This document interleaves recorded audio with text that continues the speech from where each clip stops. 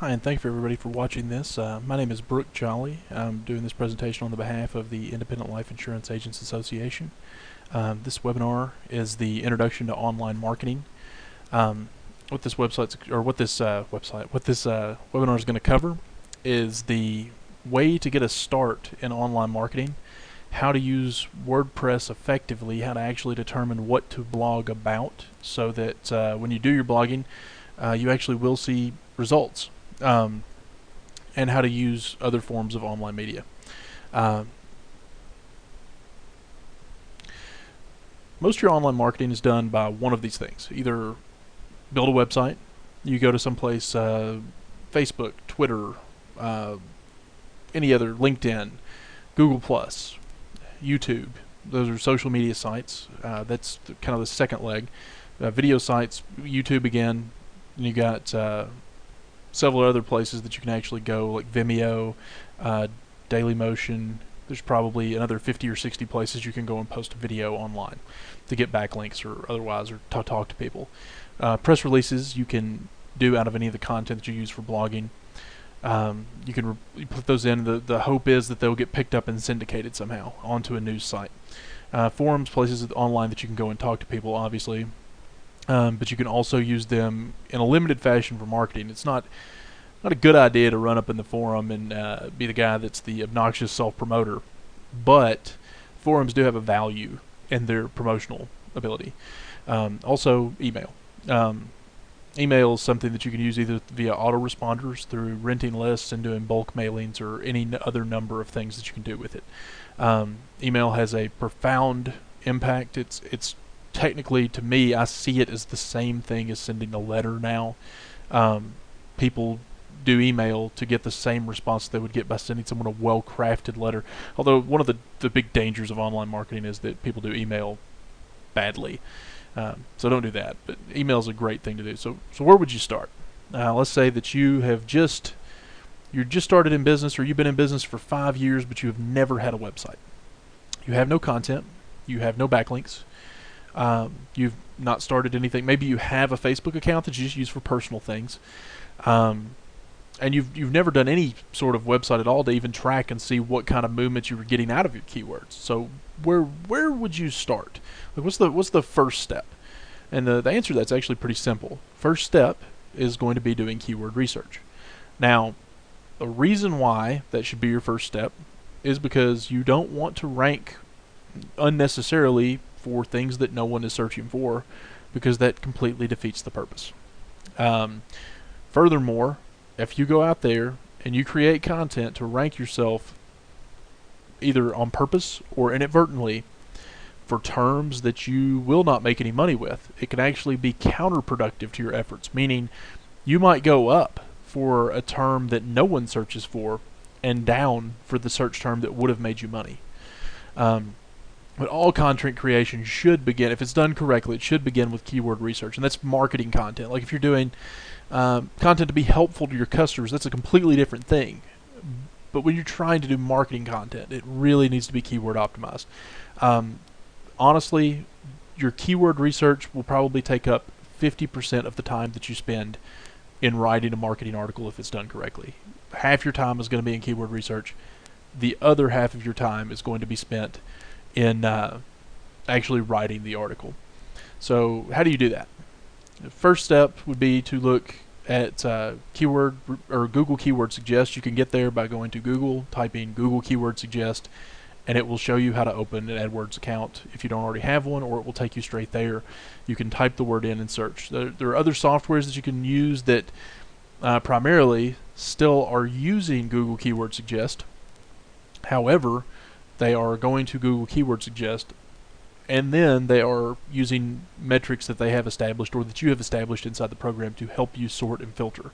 My favorite personally is Market Samurai. My second favorite thing to use is Scrapebox. However, Scrapebox is not a good example of a introductory software for somebody to go out with. It's just something you can use. One of the things I honestly like to do with Scrapebox is go find a whole bunch of keywords, load them into Market Samurai, and analyze the keywords, because it might find things that I wouldn't have thought of. Another thing you can do is outsource it. Awesome resource for outsourcing is Fiverr.com. It's Fiverr.com. You can go there and get people to do keyword research for you for $5. Or you can go and pay someone $250 to do your keyword research for you and waste $250. You could have gone to Fiverr, spent $15, got keyword research from 3 places, compared what those 3 people said, and you've actually gotten a by committee keyword research done that you can compare to each other and determine what the most effective keywords 3 people told you were for $15 rather than spending a fortune on it. Another thing you can also do, one of the important things, you actually do want to establish some sort of metrics to determine whether or not the keywords that you're focusing on are actually valuable. A good way to look at that is if you have a program like Market Samurai or Traffic Travis or some other method for tracking down how many websites target a specific term in specific places programmatically, then you can take that information, compare that with the number of, or with the amount of competition overall, how many people target your specific keyword and what the page rank of those sites are, and you can determine the difficulty of ranking. One of the best things to do, though, is to try to establish some sort of a metric for how difficult of something you are willing to invest the time in trying to rank for. There are search terms that are fairly unassailable. If you told me that you wanted to make a website to target diet pills, I would laugh at you. If you'd never done it before and didn't know what you were doing, it's likely never going to happen. You could likely spend your entire life trying to do that and never pull it off because there's so many affiliate marketers trying for that term. However, if you're trying to target San Antonio auto insurance, probably got a heck of a lot better chance. So you got to establish some sort of a metric, find a keyword that people do search for, and then figure out what your competition level is going to be so you can see if you can rank for it. Why is this all important? Keywords are, the importance of them is established in 2 ways. Way number 1 is people go to Google, Bing, Yahoo, and they search for a term. That gives you the search volume.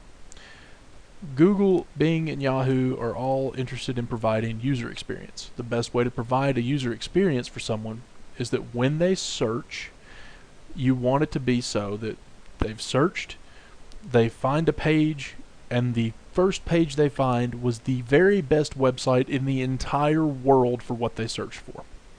It's relevant, it has exactly what they wanted, they can go on that site, and that site tells them exactly what they wanted to know. That's exactly what the search engines want to do. They don't always succeed, but that's what they would prefer. However, the search results are done by machines, and you can only train a machine to do so well. So you can think of it from the perspective of they know what people are looking for, but they don't necessarily have a good way to determine what a site is about, because the machines cannot, you can't train a machine to read like a human or determine how good something is. You could have humans go do it, but it would cost a fortune. Now Google's actually trying to do some of that to actually simulate it by having people use their own search engine. Every time that you use Chrome, it is sending information back to Google if you opted into their program, which I don't know if they're doing it to people that just opted in or not. There's no way to prove it. They may be doing it to both. But if you opted in, they're using what your actions were when you were using their web browser to determine the search engine results for other human beings by tracking it and using it as a metric. And the same thing is being done by Internet Explorer. It wouldn't surprise me if the same thing was being done with Firefox and every other browser that there is. Nothing like that ever surprises me. But as for right now, machines are reading it. So you've got to make sure that the words that people are searching for are on your web page, because when the machine is looking for the results, the only thing it can look for is them words. Can't find those words, your web page is not about them. So this is an example of what you would get with Google Keyword Suggest. Now, I did a search for Tennessee Medicare. You can see that Tennessee Medicare has 3,600 searches a month, which in my view makes it a keyword that is worth targeting. The metrics that I prefer using is that something has search volume to provide in position 1 up to 25 clicks a day. That's what I look for. I've targeted things that I'm even only anticipating 1 or 2 clicks a day. I've targeted things before where I thought I might get 3 clicks a month. To some degree, you do have to base this off of anticipated commission levels when you're talking about insurance or with any product. It's how much you anticipate that you're actually going to make. when you do that. So if you've got a term that's for something like dental insurance where you're going to make almost nothing, you would not necessarily want to target something where the search volume was this low, or vice versa. That's an easy way. The second thing you want to look for, you want to target buying terms. Cigna Government Services, highly vulnerable. Gets almost enough searches to get 50 or so clicks a day. If you got lucky there, you can divide that by 30 and you can see how many searches a day. Top position normally gets 30% of the clicks. So that's the easy way to figure it out. So you take that formula, 5,400, divide 5,400 by 30, you end up with somewhere around 200 searches a day, multiply times 30%, roughly 60, a little bit under 60 clicks you could anticipate in position 1. But is the person searching for Cigna Government Services going to buy anything? The answer to that question is probably not. Probably not in that one either, which is, again, is Cigna Government Services. For some reason, Google is showing that one twice. It's because this one's a misspelling. Then you've got Medicare Region B, Region A, Medicare pay increase. Your health plan, that one actually might be worth targeting, but there's no way to know for sure without seeing what already ranks for it. TennCare, terrible term. It's that term is specifically about Medicaid, and people, and this is, I mean, not to sound like a bad person for saying it, but the people that are primarily searching for TennCare are looking to sign up for the government program for TennCare and are very unlikely to be purchasing private insurance, which is why 33,000 searches, but almost no competition. Even the PPC ad's higher than I would think that it should be. The only reason that I could justify a PPC ad being $2 a click for this term is because it's being purchased by lead vendors and being used to convert into leads to sell to insurance agents, and they're competing over it. There's no justifiable reason for this to be a $2 a click term. This is a search that I've reversed it and showed you what not to target. Like, you might think Medicare gap insurance comparison. That sounds like a buying term. No one is searching for it. Competition's huge. Medicare replacement plans. No one is searching for it. Competition is huge. Medicare for dummies. Competition's mediocre, but no one's searching for it.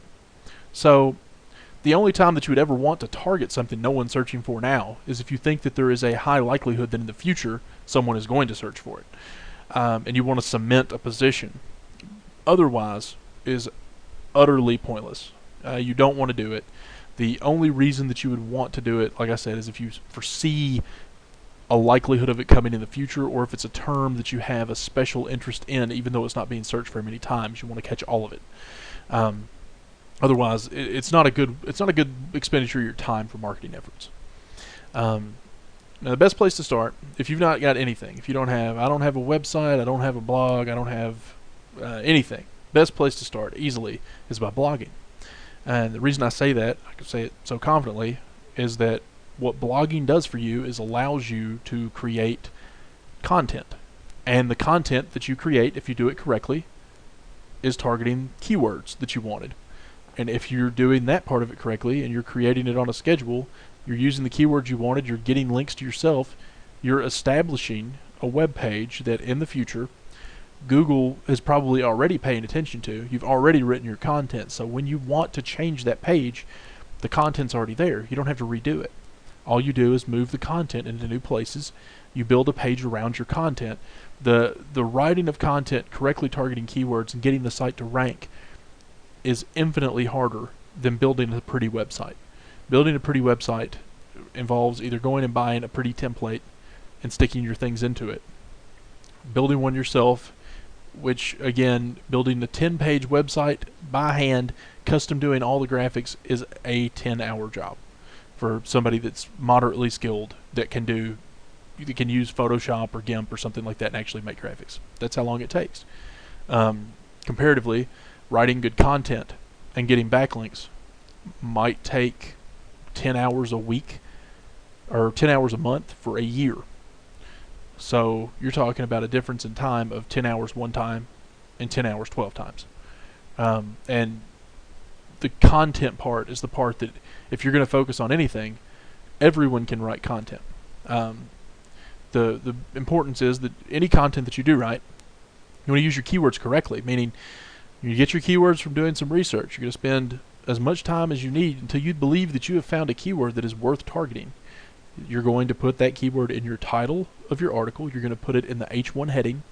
You're going to put it in the description of the article. You're going to make tags in the article using it for WordPress. You're going to make your WordPress tags have that keyword in them.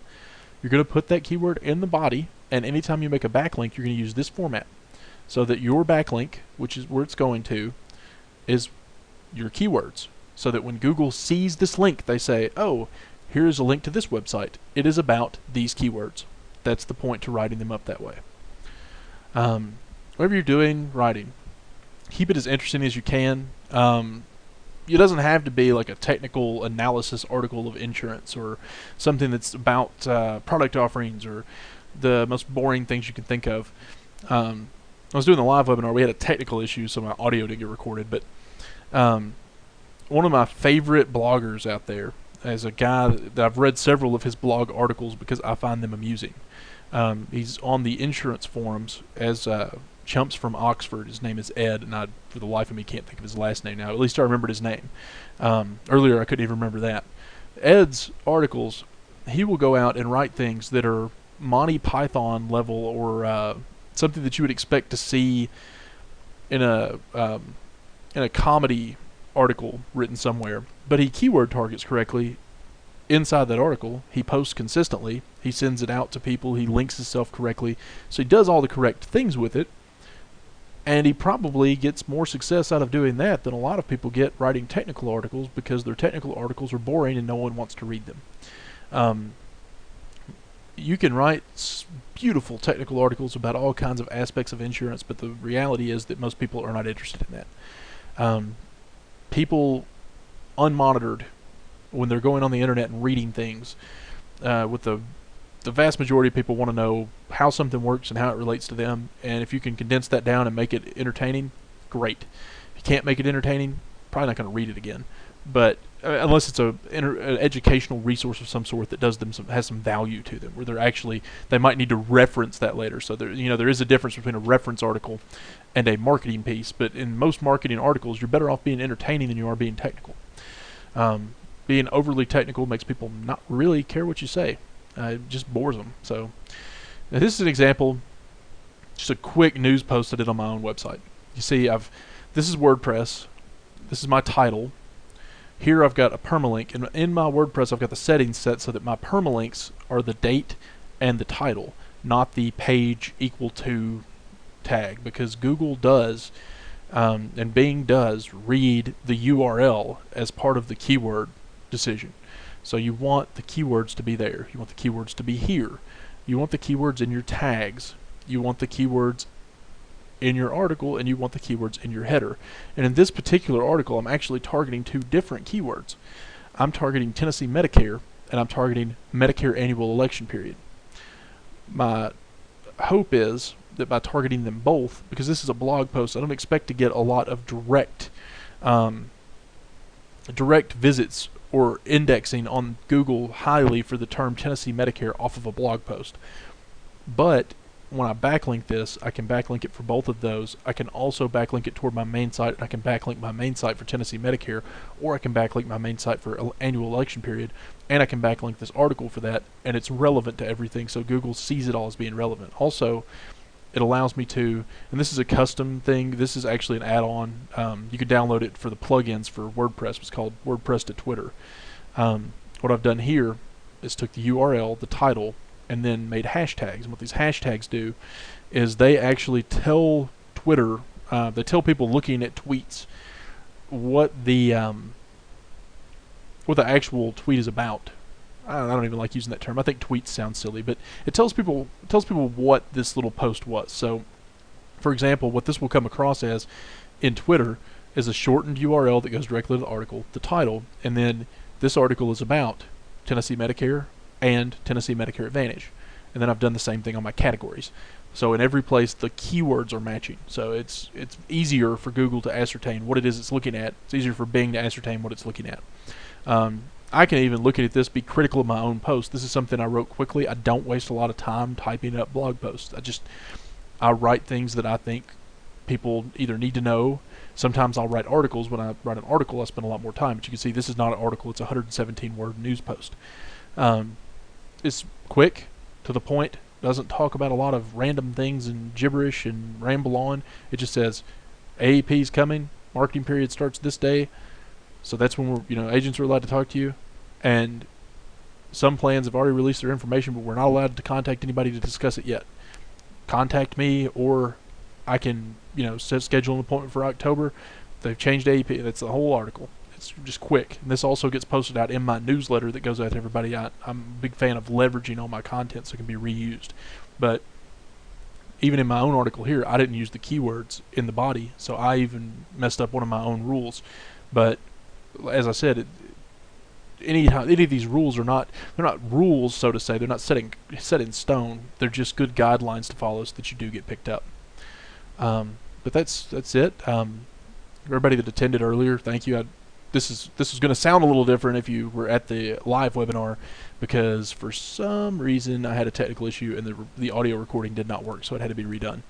But this was a webinar that was done for the Independent Life Insurance Association, and my name again was Brooke Jolly. I have a website there at brookejolly.com, and ILIAA has their website. Most of the people that are going to be seeing this know what it is, but for anybody that's one of the YouTube watchers, the ILIAA is actually an organization that is for training and support for life insurance agents. Highly affordable, and has more educational material for somebody that's trying to learn this industry than any